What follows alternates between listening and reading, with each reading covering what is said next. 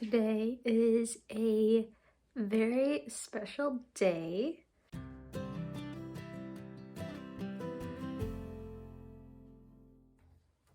Today is the day I get my hope chest. This is something that I have been super excited for, and I've kind of been gathering items to put in it already. But this is very exciting because it's actually a cedar wood chest. That's traditionally what is used as a hope chest. But initially I was just honestly looking for like a sort of like luggage, like an old looking luggage, or like what are those called? Just like those big trunks, like a leather trunk, something like that. That's what I was kind of like looking out for initially. But I am receiving a very special gift, and I was just so touched, and it made me tear up, and I might like tear up today. Because this is actually going to be a gift to me by a very near and dear friend of mine. She is kind of an older woman that I look up to, and she always listens, and she's just very, attentive and careful to be sensitive to other people and just kind of look out for things for so many people, and she's someone that I admire for that. Anyways, I'm getting gifted one by her, and it's very special, but I'm not sure that I'll go into like the full-on thing just for like her privacy. But this is just a very special gift to me. So this hope chest was obviously going to be something that was going to be cherished forever, but having like a piece that was given to me by just one of the most like lovely ladies I have ever met and have been very blessed by in my life, is very special. So I'm not gonna cry. I've cried in so many videos. You guys don't need to see me cry again. But yeah, I'm getting that today, and I will show you it once I get it in here, and then we will start filling it together. Before we get into the hope chest, I wanted to take a minute to talk about what a hope chest is and kind of the origins of it, the history of the tradition. So, a hope chest is traditionally a wooden chest or trunk, whatever you want to call it, that young unmarried women use to gather items for their future household. So typically like kitchenware, so some mixing bowls, utensil sets, books as well, baby clothes and washcloths, just kind of ordinary things like that. So that is basically what a hope chest is. But I found the history of it to be kind of interesting. I like to look back into kind of how traditions started, so I will go ahead and get into that. So upon kind of doing some research on hope chests, this tradition is kind of shared among many different cultures, and kind of practiced in many different countries like Italy, Germany, Scandinavia, and even some Middle Eastern countries.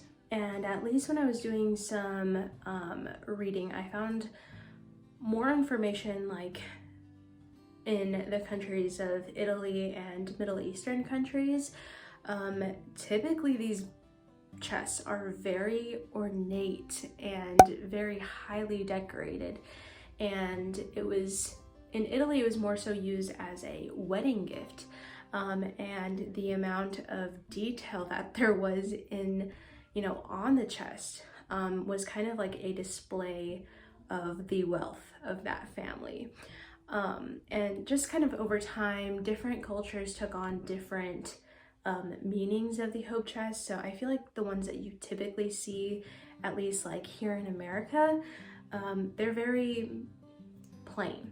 Like if you compared ones in Middle Eastern countries to hope chests in the US, they're very different. The ones in Middle Eastern countries and Italy, they're very ornate and bejeweled and they're beautiful pieces. But for everyday living, I'm like, I don't know how practical that is. They're beautiful, but kids will go and pick off those jewels and things. So, but that's kind of like the history behind it, and how that tradition came here to the US was, of course, through European settlers and German settlers, like in the 18th century, and obviously among the Amish community as well. And I believe that hope chests are still kind of a tradition practice more commonly in the Amish community today. Don't quote me on that, but just from what I have read, I feel like it's still kind of more prevalent in the Amish community now. And in the United States, hope chests were mainly popularized in the 1920s because of the company Lane, who kind of took on the term hope chest and really used that to advertise for their furniture pieces. They really, kind of strictly made, in the beginning at least, these chests and trunks, and they were beautiful. Some of them were a little bit more ornate, some were more, a little bit more simple, but they were in the business of making hope chests. And that company got kind of started, and these chests, they kind of advertised them to families and to like teenage girls, and these chests were typically given as graduation gifts. So kind of, you're coming into adulthood, it's time to start putting things together for your future family. And I will actually go ahead and put a picture. I found a picture of the kind of one of the original advertisement like flyers for hope chests, and you can see Miss America on there. So I thought that that was so cool. So Lane is really, I feel like, the company, at least in the US, that popularized hope chests. Through that, by the 1960s, 2/3 of young women all had hope chests. So I think that that is pretty cool. Now that we have kind of gone over what a hope chest is and the history behind it, I will go ahead and show you the few things that I have gathered already to put into mine. I only have like a few things here, and this is gonna be a gradual thing, but I thought it would be cool to show you what I have gathered already. First off, I have volumes 1 through 11 of the Women's Day Encyclopedia of Cookery. These, I believe, were printed in, these ones that I have are the 3rd edition, and they were published in 1966. So these are pretty cool. You can see this one says American Cookbook, and I have 11 of them, like I said, and each of them kind of focus on, like, I think 3 different countries. This one, this is kind of just a general, just American cookbook, and then there's one on like Spanish cookery, Polish, German, Czech, Russian, just a bunch, and so I thought that these were really cool, and I was originally just going to display these on my shelves, but I don't have any space. Those are all my fiction books, and I don't know what I'm gonna do. I need to move things around, or perhaps not buy as many books. This next one here is the first item I actually picked up for my Hope Chest. I had heard about them and then decided I want to pick one up, and I think the next day I had gone to an antique mall and I found this. This is Little Visits with God, and it's very old, as you can see. But this was actually originally gifted to a Miss Mary by Aunt BG in May of 1974. So I think that's pretty cool. And this just goes into, it's, I think, almost a daily devotional. And it comes just kind of like with a little story, and then like this is for the parent to read, and then it says, you know, this is now a prayer that you all can do together, and here are a couple of scriptures that you can look up to kind of like go along with the story. So I thought that this was super sweet, and there are like a couple of little illustrations throughout, so I thought this was really sweet. And so this is the first item that I picked up, and this is the last book. There's probably going to be a lot of books in this, I anticipate, because I love books, and I am so excited to one day have a in-home library. That's a dream. We'll see if that happens though. Anyways, this one I actually just picked up yesterday, and I was so excited to find it. I might read it before I put it in there, but I might not. I think I'm just gonna keep this one special and read it at the appointed time. This is The Shaping of a Christian Family by one of my favorites. We all know this already, and if you don't, now you know. Mrs. Elisabeth Elliot. I love her writing. I love her speaking. She is such a woman of faith, and she just inspires me in so many ways. So I found this. It's got a couple of like bends in it, but I think that while it's in there, I might put some of the cookbooks that I have on top of this just to kind of press it back down. But on the back it says Elisabeth Elliot on trust. The establishment of a child's trust in God begins with his trust in the word of his parents. Discipline. It is important to choose the right time, the right place, and the right tone when correction is needed. Courtesy. Courtesy is plain old-fashioned thoughtfulness. Do for him or her what you would want done for you. Teaching by example. The example of parents, for good or ill, is an influence far more profound than can be measured.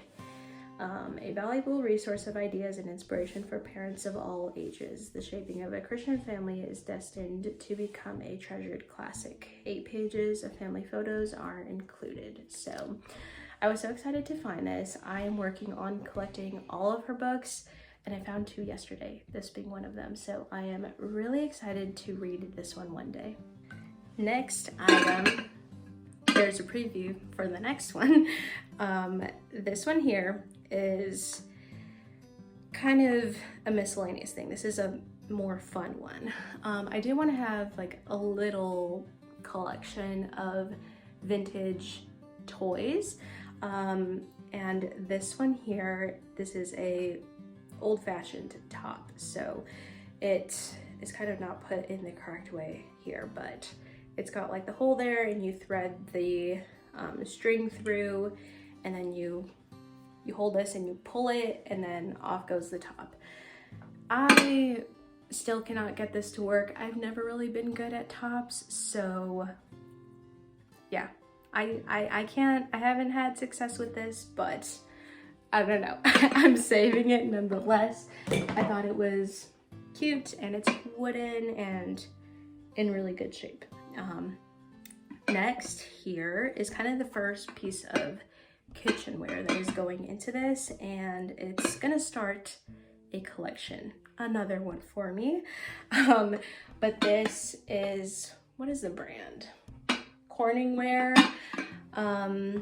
This is just a 2-quart baking dish, and so there is a bunch of different plates and dishes with the same pattern, so I will be collecting other pieces in this design as I find them. But this is the first one. It's got the glass lid, no cracks. I cleaned it up.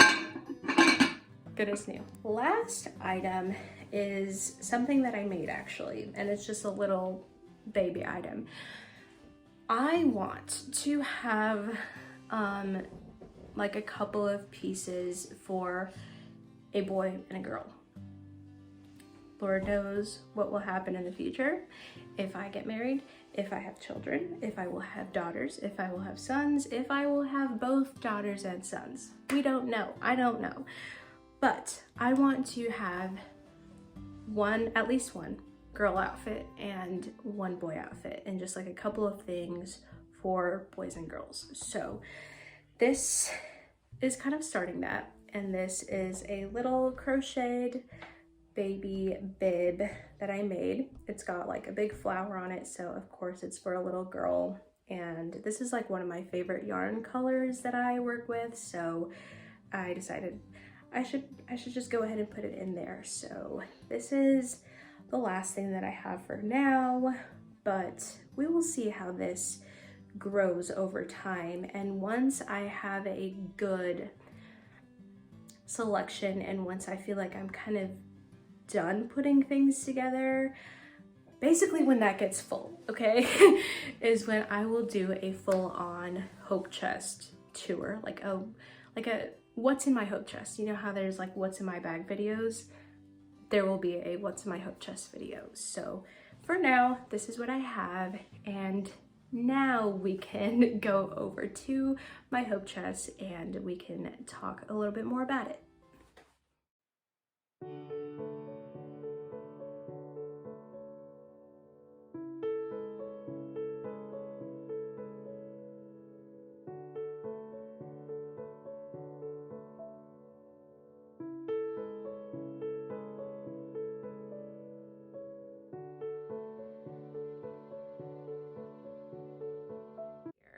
This is my Hope Chest, and I put in some clips of kind of like an overview of it, but I will go ahead and show some more of like the details, because it does have a couple of really nice details. I do like more ornate pieces of furniture, but I do appreciate that this has like just the right amount of detail. It's not overly ornate to where it's very specific to a style.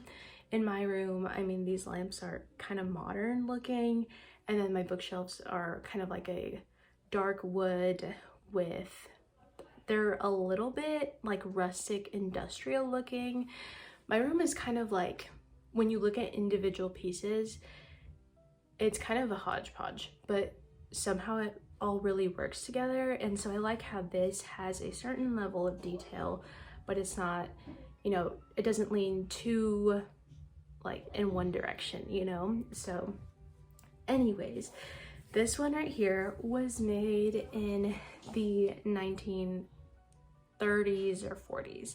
I'm guessing in the 1940s, but it was gifted to the you know, first woman that owned this one, probably in the late 1940s or early 1950s. And then it was passed down to one of her daughters, and then now it is in my possession. So I feel so appreciative and just grateful that I get to carry on the kind of legacy of this piece right here. And this is one that will be passed down to my daughters, or my eldest daughter. We'll see if I have a daughter. But yeah, this is such a special piece, and I am so excited to finally be putting things together for this. It's probably going to be an emotional process for me. Just last night I came in here to just go to bed for the night, and I just sat at my desk and was just admiring this. And I don't know, all of a sudden I just started praying and crying over this, just because, you know, with a hope chest, you're putting things together to one day bless your future family, you know, just kind of gathering some household items, baby items, and you put things into here. I was kind of getting things out of my stash in my closet, and just looking at them individually. Getting this felt very real, into kind of like the next step in that process. And I don't know, I just got kind of emotional just thinking, I'm putting this in here now, and what will it be like one day when I get to open this and actually use the things that I put in here. So yeah, I'm not gonna cry. I am not gonna cry right now. Yeah, let's just go ahead and get into this. But I love it so much, if you couldn't tell.